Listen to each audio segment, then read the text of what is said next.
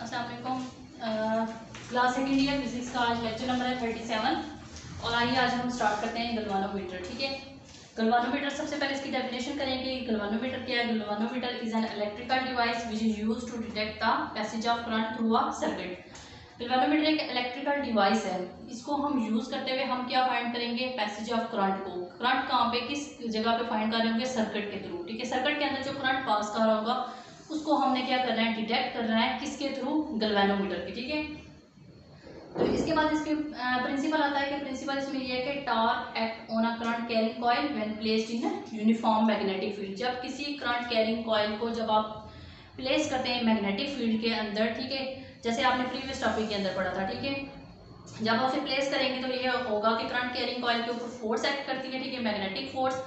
आपने फोर्स की डायरेक्शन भी वहाँ पे फाइंड की थी, एक डाउनवर्ड थी, एक क्या थी? अपवर्ड। तो इस वजह से वो क्या करती है? कॉइल आपकी रोटेट करती है, तो आपका क्या होता है? रोटेशनल इफेक्ट ऑफ फोर्स क्या कहलाता है? टॉर्क। ठीक है, और इसी गलवानोमीटर का प्रिंसिपल भी क्या है? टॉर्क। ठीक है, टॉर्क की वैल्यू आपने फाइंड की थी, वो किसकी इक्वल आई थी? Torque is equal to I B A cos of alpha. Sorry, उसमें मैंने एक एन टर्म्स का नहीं बताया था। देखिए, एन भी यूज होता है, एन नंबर ऑफ टर्म्स अगर हम यूज कर रहे हैं तो वहाँ पे क्या लिख लेंगे हम? Torque is equal to N I B A cos of alpha. ये किसका प्रिंसिपल आ गया? गलवानोमीटर का।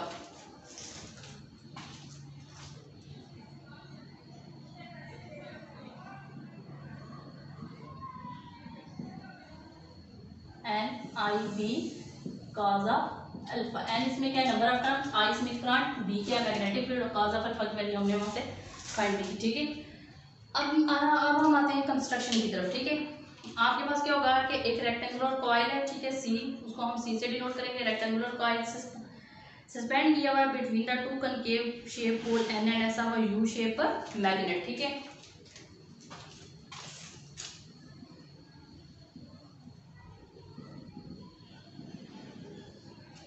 ये आपके पास क्या है? U shape magnet. U shape magnet को आपने क्या किया हुआ है? यहाँ पे ये देखें, यू शेप मैग्नेट। अब इसका देखें, दो पोल होंगे। यूनिफॉर्म मैग्नेटिक फील्ड की बात कर रहे हैं तो मैग्नेटिक फील्ड के अंदर दो पोल होते हैं। कौन सा होता है? नॉर्थ, दूसरा कौन सा होता है? South pole. ठीक है, ये आपका क्या है? नॉर्थ पोल, दूसरा कौन सा है? South pole. अब इसके सेंटर में हमने क्या, सॉरी यहाँ पे लिख देती हूँ, ये नॉर्थ, जैसे आपकी बुक की फिगर बनी हुई है, ये साउथ। इसके सेंटर में क्या है? एक रेक्टेंगुलर कॉइल।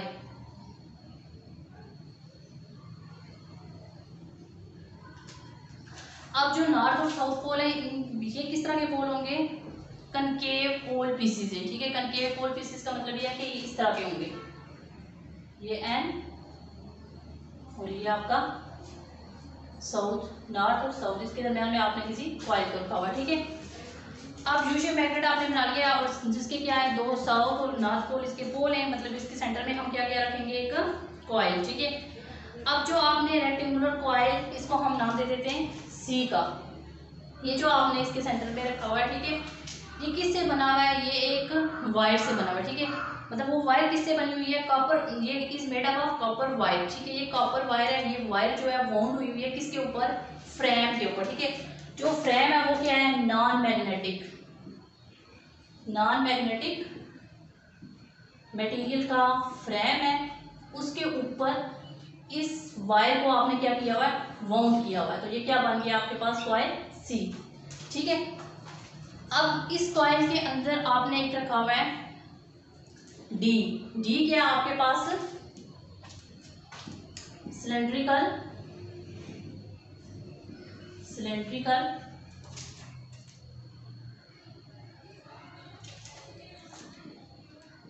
Cylindrical coil. ठीक है, इसको आप डिनोट कर रहे हैं डी से। और जो सिलेंड्रिकल कॉइल है ये क्या है? Soft magnet, soft iron magnet आपने इसके अंदर रखा हुआ है। ठीक है, जो इजीली क्या हो जाता है? मैग्नेटाइज हो सकता है। ठीक है, हार्ड रखेंगे तो वो इजीली मैग्नेट नहीं होगा, मतलब सॉफ्ट आयरन सिलेंडर को आपने फील्ड के अंदर रखा हुआ है, इस फ्रेम के अंदर। ठीक है, मतलब देखें आपके पास क्या है, एक रेक्टेंगुलर कॉइल सी है, ठीक है। हम कह सकते हैं कि नॉन मैग्नेटिक मटेरियल का क्या है, एक फ्रेम है। उस फ्रेम के ऊपर आपने क्या किया हुआ, वायर को माउंट किया हुआ। वायर किससे बनी हुई है, वायर किससे बनी हुई है, कॉपर की, ठीक है। अब इसके अंदर आपने क्या रखा हुआ है, सॉफ्ट आयरन सिलेंडर को, ठीक है। आपने सॉफ्ट आयरन सिलेंडर को क्यों यूज किया है, क्योंकि आप क्या करना चाहते हैं कि फील्ड को यूनिफॉर्म करना चाहते हैं, ठीक है। नॉर्थ और साउथ पोल से यहाँ पे जो आपकी मैग्नेटिक फील्ड, मतलब देखें करंट आपका पास करेगा, ठीक है, इस कंडक्टर से, तो क्या प्रोड्यूस होगा, मैग्नेटिक फील्ड। आपने उस ये जो सॉफ्ट आयरन सिलेंडर है उस फील्ड को क्या करेगा, यूनिफॉर्म करेगा, ठीक है। फील्ड को यूनिफॉर्म करेगा और उसके बाद क्या स्ट्रॉन्ग करेगा और उसके बाद क्या करेगा, रेडियल बनाएगा उस फील्ड को, ठीक है। तीन चीजें कर सकता है, यूनिफॉर्म कर सकता है, स्ट्रॉन्गली ऑब्जर्व कर लेगा और इसको क्या बनाएगा, रेडियल फॉर्म में, ठीक है। आप देखें ये कंकेव आपके पास पोल पीसीज है नॉर्थ और साउथ, इसके दरमियान में आपने कॉइल रखा हुआ है, ठीक है। ये आपको टॉप से ऐसे इसका नजर आएगा ये व्यू, और ये फील्ड को कैसे करेगा, रेडियल इस फॉर्म में, और मैक्सिमम फील्ड को इस कॉइल से क्या करेगा, पास आउट होने देगा, ठीक है। देन आप इसकी आते हैं वर्किंग की तरफ।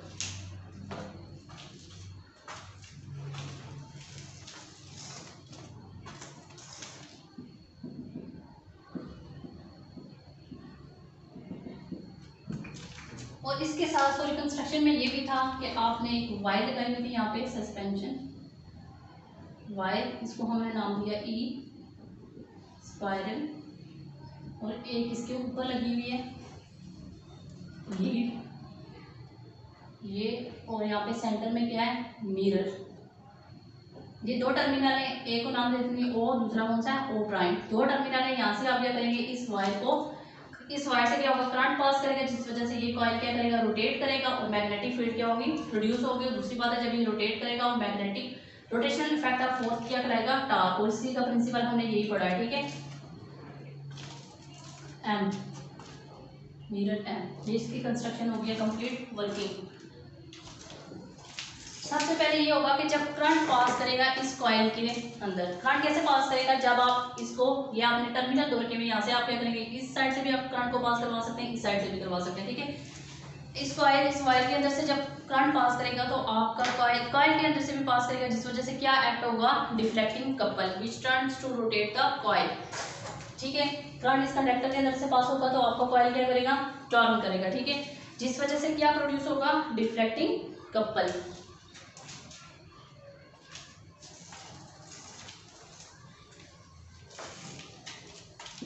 डिफ्लेक्टिंग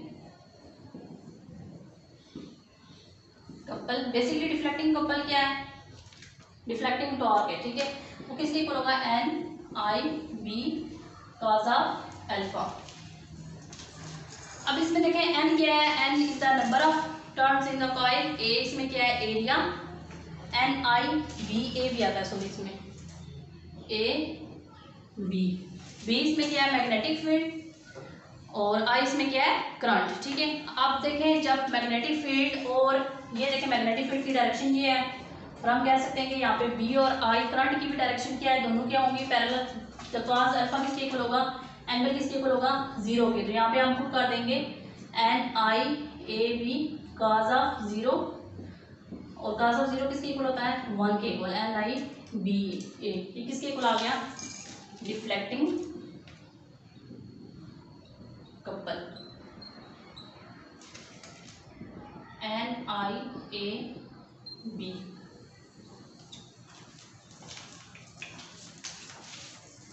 इसके बाद ये है कि रिस्टोरिंग टॉर्क, ठीक है। देखें जब उसने क्या किया, रोटेट किया, मतलब यहाँ पे क्या होगा, ट्विस्ट प्रोड्यूस होगा।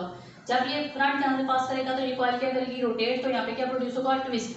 अब वो देखें वो जो स्प्रिंग है, जो ट्विस्ट यहाँ पे प्रोड्यूस करा, वो उसी जगह पे तो नहीं रहेगा, दोबारा क्या होगा, अनट्विस्ट होगा, ठीक है। अब इसमें ये होगा जब अनट्विस्ट होगा, हम कह सकते हैं कि जब देखें coil turns under the action of deflecting couple suspension wire is twist, ठीक है। तो अब दोबारा अनट्विस्ट होगा, उसको हम किसका नाम देंगे, टोर्शनल टॉर्क का, सॉरी टोर्शनल कपल का।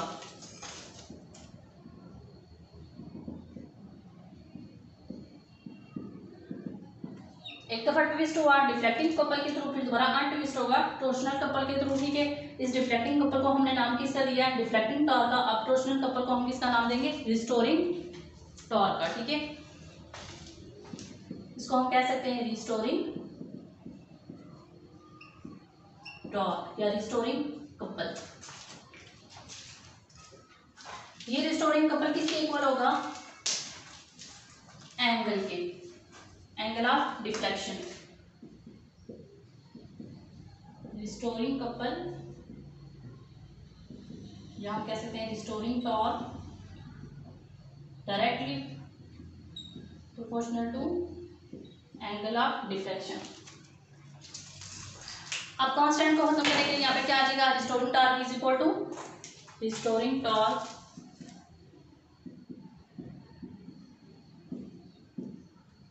Is equal to C theta. C इसमें क्या है? थीटा इसमें क्या है? एंगल ऑफ डिफ्लेक्शन, और सी इसमें क्या है? Torsional couple. ठीक है, यहाँ पे दो वैल्यू आपने फाइंड कर लिए। जब आपने करंट को पास करवाया तो यहाँ पे क्या होगा? ट्विस्ट होगा। ट्विस्ट से हम कह सकते हैं वो कौन सा कपल होगा? वहाँ पे डिफ्लेक्टिंग कपल। वो किसके इक्वल आएगा? NIBA Kaza alpha. दोबारा जब अनट्विस्ट होगा तो उसको हम कह सकते हैं कि टॉर्शनल कपल, और वो किसके इक्वल होगा? रिस्टोरिंग टॉर्क के इक्वल। उस यहाँ पे इसकी वैल्यू क्या आएगी? सी थीटा। ठीक है, अब हम स्ट्रेट लेते हैं।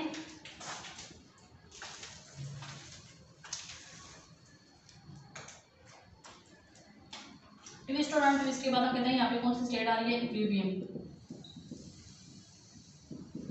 स्टेट। इसमें क्या होगा? डिफ्लेक्टिंग कपल या कह सकते हैं डिफ्लेक्टिंग टॉर्क वो इक्वल होगा रिस्टोरिंग टॉर्क के।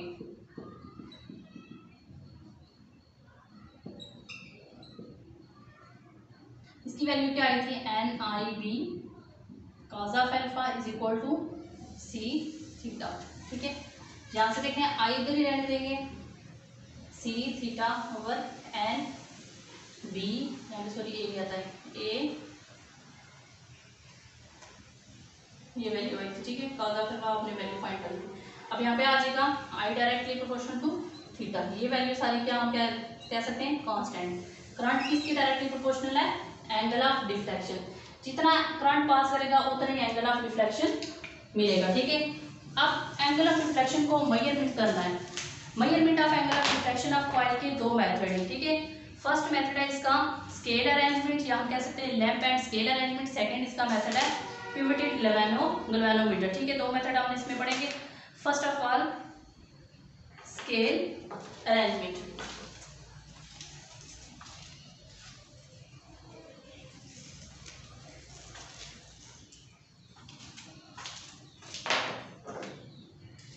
स्केल अरेंजमेंट ये होगा कि आपका ये चीज़ वैसे ही है जो आपने गैल्वेनोमीटर यहाँ पे बनाया हुआ है। ये आपका ओ टर्मिनल, ये इस तरह कॉइल, ये रीडिंग कॉइल, सॉरी इस तरह आएगी ई।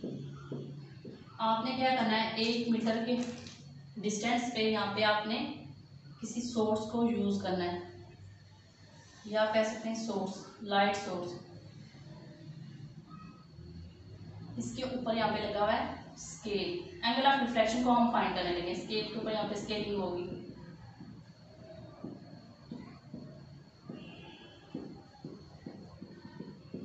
ठीक है, जब आपने लाइट सोर्स को यूज किया, यहाँ से लाइट क्या होगी? बाहर निकलेगी, तो क्या होगा? इस मिरर के ऊपर जाके पड़ेगी। ठीक है, ये कितने डिस्टेंस के ऊपर है? 1 मीटर। इस मिरर से पड़ेगी, फिर दोबारा क्या होगी? रिफ्लेक्ट होगी, इस स्केल के ऊपर जाके पड़ेगी। ठीक है, यहाँ से आप कह सकते हैं कि मिसाल के तौर पर ये किस नंबरिंग पे है? 0 पे। ठीक है, जब ये होगा कि इस पहले ये कि इसके अंदर करंट पास नहीं कर रहा। ठीक है, आपकी लाइट सोर्स है, ये लाइट सोर्स किसके ऊपर पड़ रही है? जाके मिरर के ऊपर। ठीक है, मिरर से पास होगी किस पे जाएगी? स्केल के ऊपर। ठीक है, हम कह सकते हैं जब इस वायर के अंदर करंट पास करेगा तो यहाँ पे देखें बेसिकली क्या ट्विस्ट होगा? ट्विस्ट प्रोड्यूस होगा। ठीक है, जैसे ट्विस्ट प्रोड्यूस होगा आपका मिरर भी क्या करेगा? रोटेट करेगा। जब लाइट इसके ऊपर पड़ रही है, मिरर रोटेट करेगा तो आपके ये लाइट रे इसके ऊपर जाके पड़ेगी यहाँ पे। जाहिर सी बात है इस स्केल के ऊपर तो नहीं पड़ सकती क्योंकि आपका मिरर, आपके मिरर ने भी क्या किया है? ट्विस्ट किया है। तो यहाँ से हम क्या कर सकते हैं? एंगल ऑफ डिफ्लेक्शन को फाइंड कर सकते हैं। ठीक है, हम कह सकते हैं कि एंगल ऑफ डिफ्लेक्शन यहाँ पे किसके डायरेक्टली प्रोपोर्शनल होगा? डी के। ठीक है, अब नेक्स्ट इसका प्रोसेस ये है, हम किसी लेबोरेटरी के अंदर भी, अपने स्कूल कॉलेज के अंदर लेबोरेटरी के अंदर भी एक्सपेरिमेंट कर सकते हैं। कौन सा एक्सपेरिमेंट? एंगल ऑफ डिफ्लेक्शन को फाइंड करने के लिए पिवटेड गैल्वेनोमीटर। ठीक है,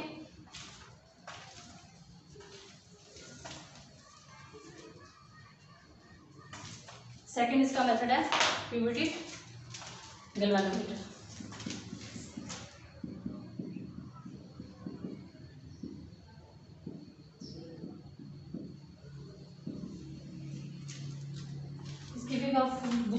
फिर ना मुझसे सही बनेगी नहीं, चलिए ट्राई करती हूँ, ठीक है। इसमें ये होगा, ये आपकी कॉइल है, यहाँ पे नॉर्थ और साउथ पोल लगे हुए हैं, इसके ऊपर ये है कि 2 आपके स्प्रिंग है, लोअर और अपर, ये लोअर ये अपर। इसके साथ ये है कि यहाँ से आप कह सकते हैं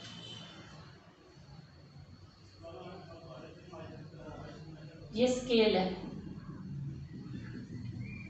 हम यहाँ पे क्या फाइंड करने लगे, एंगल ऑफ डिफ्लेक्शन।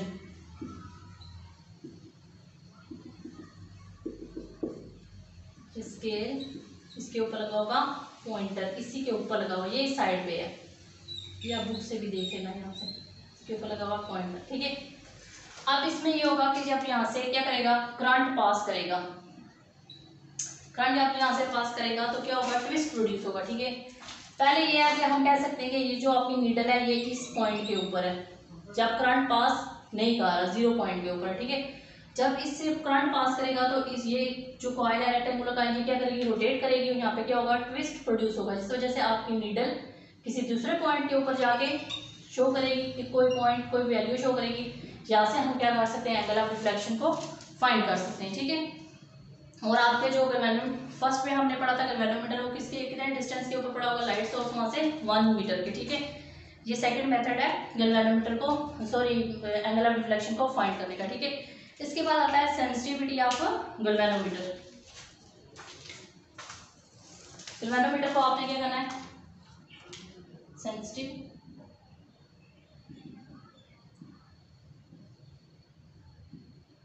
गैल्वेनोमीटर।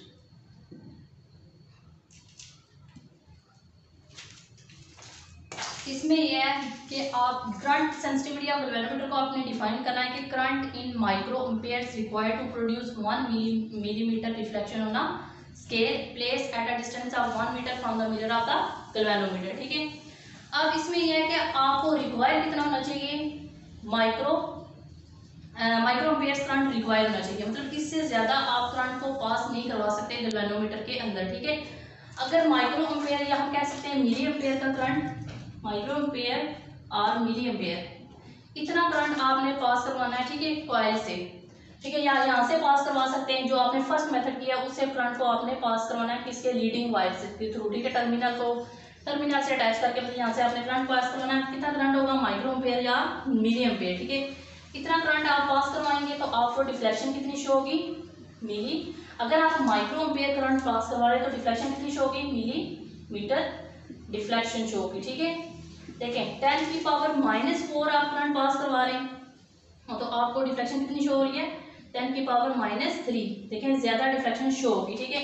जितना आप कम करंट को क्या करेंगे, पास करवाएंगे सर्किट के थ्रू, सॉरी कंडक्टर से, उतनी डिफ्लेक्शन क्या होगी, लार्ज शो होगी, ठीक है। जैसे हम कह सकते हैं कि galvanometer which gives a large deflection for a given small current, मतलब देखें करंट आपने क्या करना है, जितना करंट आप स्मॉल पास करवाएंगे उतनी डिफ्लेक्शन क्या होगी, लार्ज डिफ्लेक्शन शो होगी। इसको हम क्या कहते हैं, किसका नाम देते हैं, सेंसिटिविटी ऑफ गैल्वेनोमीटर, ठीक है।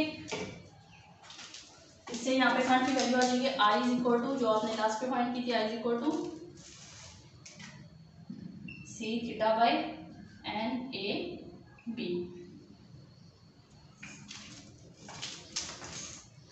अब आपने क्या करना है, सेंसिटिविटी ऑफ गैल्वेनोमीटर को इंक्रीज कर सकते हैं, किस तरह कर सकते हैं सेंसिटिविटी, या आपके पास I is equal to C theta by NAB, आप I को इंक्रीज कर सकते हैं, ठीक है। कैसे करेंगे, जब आप I को इंक्रीज करेंगे तो आपका जो C है वो क्या हो जाएगा, डिक्रीज हो जाएगा, ठीक है। इसमें यह है कि आपका C क्या होगा, मतलब आपका C है क्या था, यहाँ पे C किसके इक्वल था, टॉर्शनल कपल, या आप कह सकते हैं रिस्टोरिंग टॉर्क, ठीक है। ये क्या हो जाएगा, आपका डिक्रीज हो जाएगा, ठीक है। इसके बाद कहते हैं कि अगर आप इंक्रीज करेंगे n नंबर ऑफ टर्म्स को, जब आप n नंबर ऑफ टर्म्स को इंक्रीज कर देंगे तो इसमें ये होगा कि आपको कॉइल के ऊपर क्या हो जाएगा, लोड आ जाएगा, जिस वजह से वो ट्विस्ट और अनट्विस्ट नहीं कर सकेगा, आपका सर्किट क्या हो जाएगा, यहाँ पे डिस्टर्ब हो जाएगा, ठीक है। अगर हम इंक्रीज करेंगे B तो आपकी स्ट्रेंथ ऑफ नेगेटिव फील्ड भी क्या हो जाएगी, इंक्रीज हो जाएगी, ठीक है। इसमें इसके बाद कहता है कि अगर आप सेंसिटिव गैल्वेनोमीटर क्या होगा, हमेशा क्या रहता है, अनस्टेबल होता है, ठीक है। अनस्टेबल कैसे होता है, देखें करंट जैसे ही पास करता रहेगा वो क्या होगा, ट्विस्ट और अनट्विस्ट होता रहेगा, जैसे वो ट्विस्ट होगा तो जाहिर सी बात है वो ऐसे मूव करता रहेगा, ठीक है। वो स्टेबल नहीं रहता सेंसिटिव गैल्वेनोमीटर। इसको हम स्टेबल कर सकते हैं। यहाँ पे हम क्या यूज़ करेंगे, डेड बीट गैल्वेनोमीटर। जब आप डेड बीट गैल्वेनोमीटर को यूज़ करेंगे तो वहाँ पे क्या होगा, आपका जो गैल्वेनोमीटर है वो ट्विस्ट जो अनट्विस्ट होगा वो रेस्ट की फॉर्म में आ जाएगा, ठीक है। इसके अंदर मतलब सेंसिटिव गैल्वेनोमीटर अनस्टेबल है, ठीक है, ट्विस्ट और अनट्विस्ट का प्रोसेस होता रहता है। इसको हम क्या कर सकते हैं, रेस्ट की फॉर्म में ला सकते हैं। इसके अंदर हम किसको यूज़ करके, डेड बीट गैल्वेनोमीटर को, ठीक है। डेड बीट गैल्वेनोमीटर की डेफिनेशन क्या है, galvanometer in which the coils comes to rest quickly after the current pass through it और द करंट इज स्टॉप और flowing through it, it is called stable और dead beat galvanometer. देखें जब current pass कर रहा है तो वो ट्विस्ट और अनट्विस्ट हो रहा है, ठीक है, करंट फ्लो करता रहेगा। अगर आप करंट को क्या करते हैं, स्टॉप कर दें, तो यहाँ पे क्या होगा कि आपका जो गैल्वेनोमीटर या कॉइल है वो क्या आ जाएगा, रेस्ट की फॉर्म में, ठीक है। इस तरह आपका ये लेक्चर हो गया कंप्लीट गैल्वेनोमीटर। थैंक यू, अल्लाह हाफिज़।